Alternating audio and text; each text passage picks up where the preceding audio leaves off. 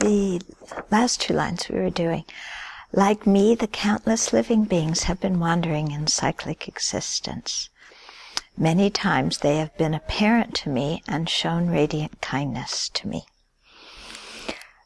So this part of like me, countless living beings have been wandering in cyclic existence.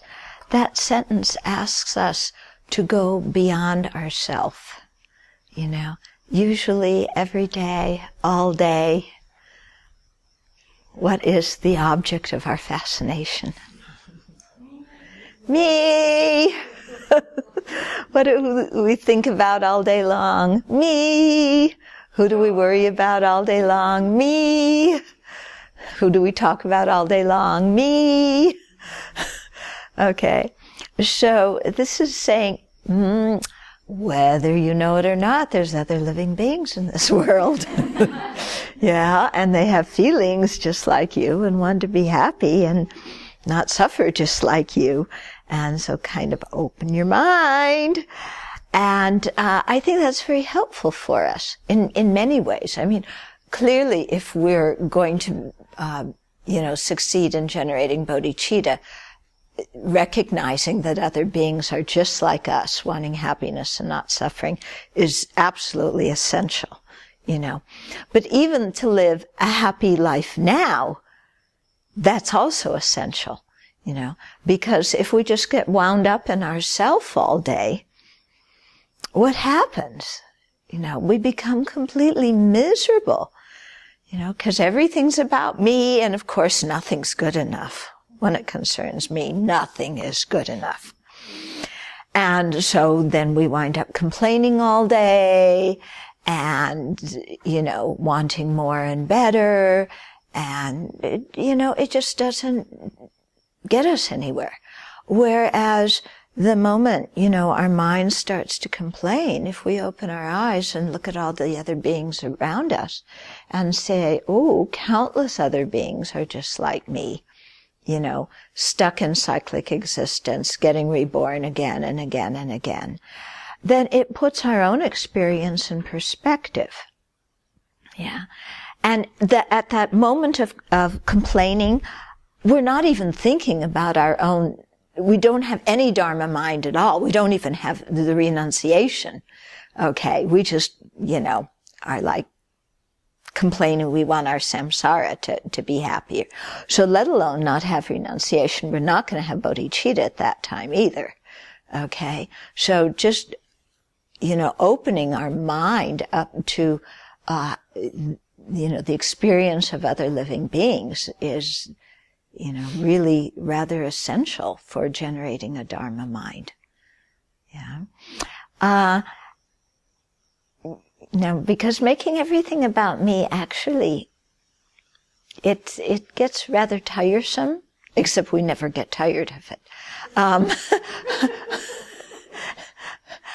But, in retreats, I've had people do this where they write down, because in a retreat, everybody's obsessing about something, So you write down the different things you're obsessing about. Everybody throws it in a bowl. And then you pick out somebody else's problems. And every time in your meditation, when you start worrying or getting obsessed about your thing, you quickly switch and you worry and get obsessed about the other person's one instead. And you have to keep doing this again and again and again. Yeah, as if it were your own problem. It gets boring really soon. Now why do we, we don't worry about other people's problems, and go around, round, again, and if we had to do this every meditation session when we got distracted, it would get really boring.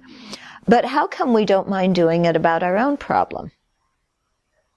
Why don't we get bored with our own thing? Because our own thing is really quite boring, isn't it? Oh, so-and-so wasn't polite to me. What else is new? Everybody in the world could say that. Yeah. So what's so interesting about when I say it? Yeah. And why do I think so much about so-and-so not being polite to me?